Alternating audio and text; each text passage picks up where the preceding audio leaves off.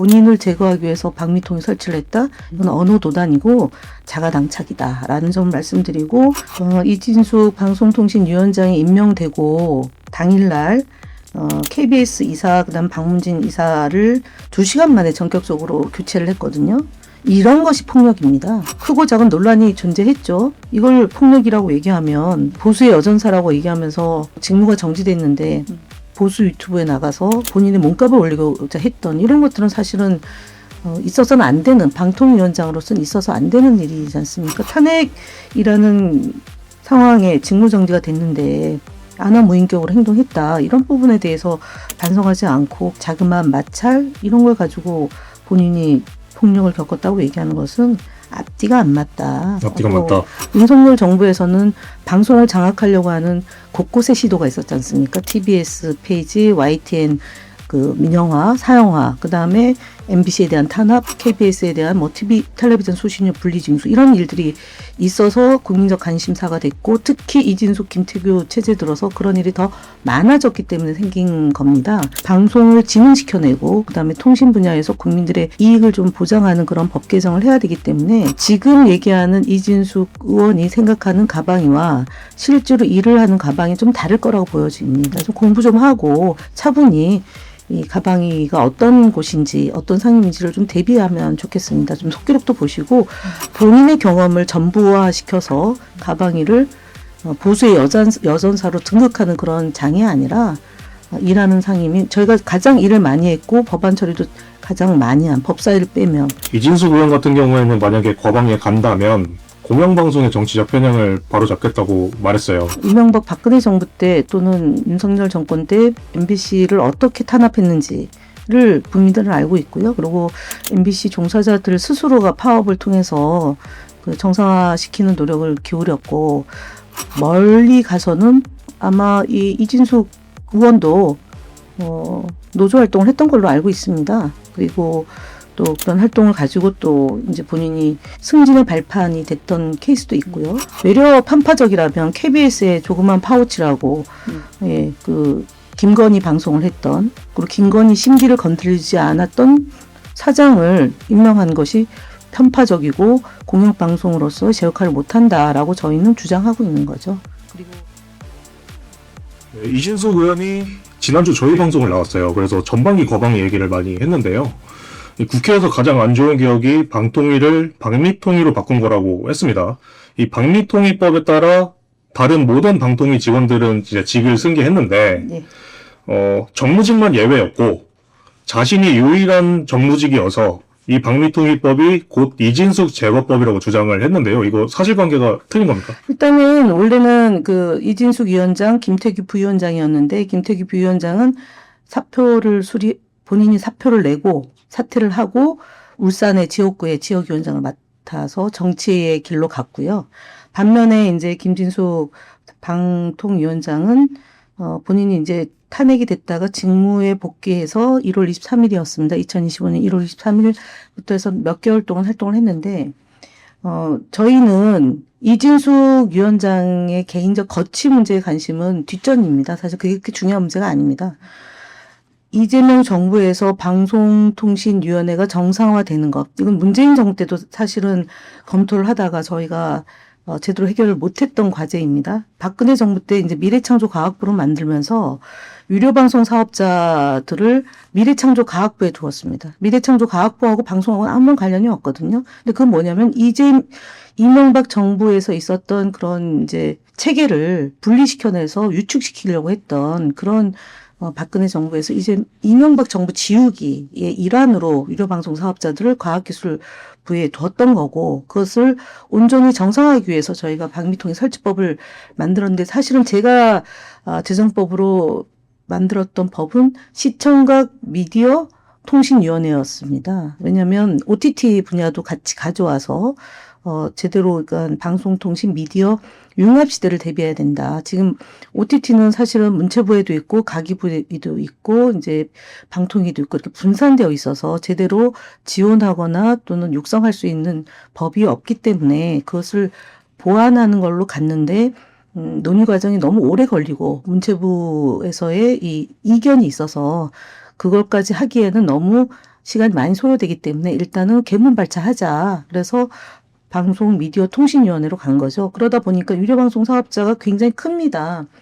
이거를 깡그리 무시하고 본인을 제거하기 위해서 방미통이 설치를 했다? 이건 언어도단이고 자가당착이다라는 점을 말씀드리고, 사실은 이진숙 위원장은 윤석열 정권 때 공영방송을 장악하고 윤석열 방송, 김건희 방송을 만들려는 미션을 띠고 들어온 사람입니다. 아무리 임기가 보장되어 있다 하더라도 본인이 철학과 가치와 노선이 다른데 이재명 정부 국무회의에서 있지도 않은 얘기를 밖에 나와서 발언하고 대통령의 뜻을 왜곡해서 전달하고 이런 식으로 사실은 제대로 방송통신위원장으로 역할을 안 했다는 점을 더 지적받아야 됩니다.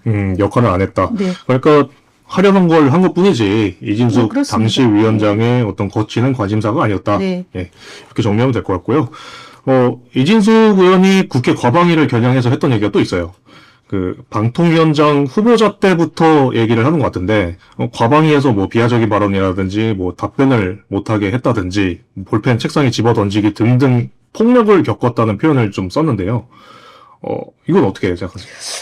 이진숙 방송통신위원장이 임명되고 당일날 KBS 이사 그다음 박문진 이사를 2시간 만에 전격적으로 교체를 했거든요.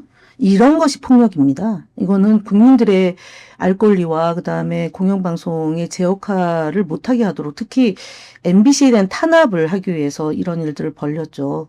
결국은 국민들이 다 알다시피 바이든을 날리면으로 바꾸고, 그리고 전 국민을 상대로 청각 테스트를 하고, 그다음 그 MBC 기자에 대해서 탄압을 하고, 그다음에 비행기 안 태우고, 국세청 세무조사하고, 그리고 그것도 부족하니까 박문진 이사를 교체해서 사장까지 바꾸려고 했던 저희가 있었던 거지 않습니까? 다행히 법원으로부터 제동을 받아서 이진숙, 김태규 체제에서 하려고 했던, 또는 윤석열 전 대통령이 하려고 했던 것이 막힌 건데, 그런 것들을 지적하고 문제 제기를 한 과정에서 크고 작은 논란이 존재했죠. 이걸 폭력이라고 얘기하면 제가 볼 때는 보수의 여전사라고 얘기하면서, 예를 들어서 직무가 정지됐는데 보수 유튜브에 나가서 본인의 몸값을 올리고자 했던 이런 것들은 사실은 있어서는 안 되는, 방통위원장으로서는 있어서 안 되는 일이지 않습니까? 탄핵이라는 상황에 직무 정지가 됐는데 안하무인격으로 행동했다, 이런 부분에 대해서 반성하지 않고 국회의원들과의 자그마한 마찰 이런 걸 가지고 본인이 폭력을 겪었다고 얘기하는 것은 앞뒤가 안 맞다. 앞뒤가 맞다. 그리고 본회의장에서 대정부 질문하는 의원에 대해서 무시하고 답변도 안 하고 국회의장이 그것을 지적하니까 항의까지 하는 초유의 일이 벌어졌던 것이 이진숙 방통위원장 시절의 본인의 태도였습니다. 그런 게 외려 더 문제고, 아마 그런 일들이 이제 더 국민들에게 조망이 될 것 같습니다. 그러면 평가가 있지 않을까 싶습니다. 알겠습니다. 지금 방통위 2인 체제 얘기가 잠깐 나왔는데 두 분 다 사실 의원이 됐죠, 이번에. 이진숙 의원하고 김태규 의원이 전부 다 과방위로 갈 수 있다는 전망이 나오고 있는데요. 이렇게 되면 과방위가 정쟁 상임위가 될 수 있다. 좀 생산성 없는 그런 우려하시는 분들이 있더라고요. 예, 그런 우려도 사실은 있지만 저희가 이제 상반기에 20명으로 구성돼 있거든요. 민주당이 11명, 그다음에 개혁신당, 조국당까지 하면 13명, 그리고 이제 7명으로 이제 국민의힘이 구성돼 있는데, 사실은 여야가 크게 쟁점이 없는 법안에 대해서는 1소위 위원장이 최영도 의원이었고 2소위 위원장이 저였는데, 그래서 1소위에서는 이제 주로 1차관의 업무거든요. R&D 예산 확보하는 문제나 아니면은 뭐 우주항공청, 그다음에 원안이 관련된 업무가 주로 있었고, 2차관은 AI 관련, 그다음에 이제 방송통신위원회인데, 사실은 방송통신위원회가 이렇게 국민들로부터 관심사가 됐던 것은 2008년도에 최시중 방통위원장 시절, 그때는 이제 종편을 만들 때였던 것 같고요. 그 다음에 이제 우리 이재명 정부 내지 윤석열 정부 거쳐서 이제 이재명 정부인데, 윤석열 정부에서는 방송을 장악하려고 하는 곳곳에 시도가 있었지 않습니까? TBS 페이지, YTN 그 민영화, 사형화, 그 다음에 MBC에 대한 탄압, KBS에 대한 뭐 텔레비전 수신료 분리징수, 이런 일들이 있어서 국민적 관심사가 됐고, 특히 이진숙, 김태규 체제 들어서 그런 일이 더 많아졌기 때문에 생긴 겁니다. 근데 이제는 그런 일들이 일정 정도 정리가 됐기 때문에 정쟁을 삼아서 본인들의 입지를 구축하는 일부 몰지각각 행동은 국민들의 규탄을 받을 것이고, 가방에는 앞서 얘기했던 것처럼 AI 3강국으로 가기 위한 기본법을 뒷받침하는 제반의 법을 개정해야 될 것이고요. 모두의 AI를 위한 이제 각 분야의 일들을 좀 종합해내는 그런 일들이 이제 가장 중요한 업무이고요. 두 번째로는 방송을 진흥시켜내고, 그다음에 통신 분야에서 국민들의 이익을 좀 보장하는 그런 법 개정을 해야 되기 때문에, 지금 얘기하는 이진숙 의원이 생각하는 가방위와 실제로 일을 하는 가방이 좀 다를 거라고 보여집니다. 좀 공부 좀 하고 차분히 이 가방위가 어떤 곳인지, 어떤 상임인지를 좀 대비하면 좋겠습니다. 좀 속기록도 보시고 본인의 경험을 전부화시켜서 가방위를 보수의 여전사로 등극하는 그런 장이 아니라, 일하는 상임이, 저희가 가장 일을 많이 했고 법안 처리도 가장 많이 한, 법사위를 빼면 많이 한 상임이거든요. 그래서 일을 정말 지독하게 했던 상임이기 때문에 하반기에도 일을 잘 할 수 있도록 잘 협조하고 야당과 그리고 협의해 나가면 되는데, 물론 곳곳에 암천이 있습니다. 지금 뭐 오세훈 서울시장도 MBC를 뭐 모니터하지 않겠다, 이렇게 뭐 천명도 하고요. 그다음에 이제 두 분이 같이 들어올지는 모르겠지만 김태규 의원은 본인은 이제 원하는 상임위는 아니다라고 얘기를 하고 있고요. 근데 두 사람이 같이 들어온다 하더라도 상임위를 원만하게 잘, 이제 간사들이 있을 거고요. 의원들 간에 협의가 있으면 뭐 한두 달은 좀 시끄러울 수는 있지만 충분히 상임위가 제 역할을 할 수 있도록 운영할 수 있다라는 점을 강조드립니다. 두 의원분들, 이제 듀오라고 이제 불리는 그 두 분들이 좀 공격적으로 나온다면 마냥 무대응으로만 할 수는 없다는 생각이 들어요. 예, 공격 수비 있고요. 그다음에 선제적 공격도 있고, 그다음에 저희가 이제 사실은 이제 윤석열 정부 때 야당은 저희였고, 이재명 정부 때 야당은 국민의힘이잖아요. 그러면 이제 보통 그러니까 이제 위원장하고 부위원장이 같이 있을 때도 있었고, 위원장만 있을 때가 있는데, 주로, 이제 국민의힘 야당이 됐을 때는 이진숙 위원장에게 말할 기회를 충분히 주는 거죠.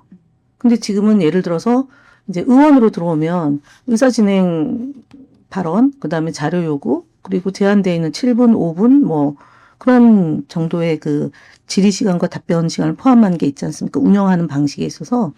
그래서 뭐 독점하거나 위원장 시절에 또는 공격해서 뭐 그 스포트라이트를 받거나 뭐 이런 형태도 좀 아니지 않을까 생각을 해보고요. 그리고 지금 사실은 이진숙 위원장은 국가공무원법 위반, 선거법 위반, 대전 MBC 시절에 있었던 그런 그 카드 사용과 관련된 그런 거 횡령죄로 지금 검찰에 가 있습니다. 이런 부분에 대해서도 사실은 방송 장악을 했고, 그리고 이런 문제와 관련해서 자격이 있느냐, 가방위에 올 자격이 있느냐부터 따져야 되는데, 그거는 또 여야가 협상하는 과정에서 상임위를 지정하는 문제라서, 정치적으로는, 정무적으로는 뭐 협상의 카드지만 저는 자격에 대해서도 묻지 않을 수 없다.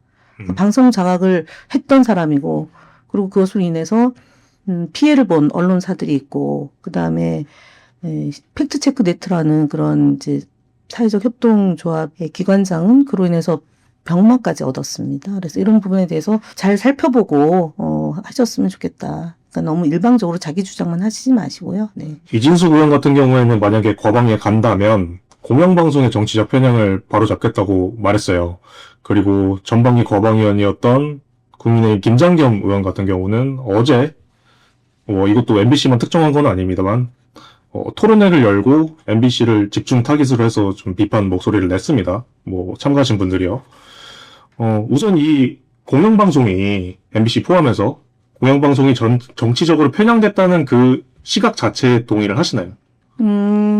정치적으로 편향됐다면 편향된 내용을 가지고 심의 대상으로 넣어서 검토하면 되는 거라고 보여지고요. 물론 정치적으로 지정할 수는 있습니다. 근데 저희가 예를 들어서 이명박 박근혜 정부 때 또는 윤석열 정권 때 MBC를 어떻게 탄압했는지를 국민들은 알고 있고요. 그리고 MBC 종사자들 스스로가 파업을 통해서 그 정상화시키는 노력을 기울였고, 멀리 가서는 아마 이 이진숙 의원도 노조 활동을 했던 걸로 알고 있습니다. 그리고 또 그런 활동을 가지고 또 이제 본인이 승진의 발판이 됐던 케이스도 있고요. 그리고 이제 김장겸 의원도 MBC 사장 출신이잖아요. 그럼 MBC 사장 출신의 상대편에서는 그를 반대했던 세력은 편파적이고 잘못된 점을 또 지적받죠. 그래서 이 부분에 대해서는 국민이 평가할 문제이다. 근데 국민들의 신뢰도가 가장 높은 언론사가 MBC 아닙니까?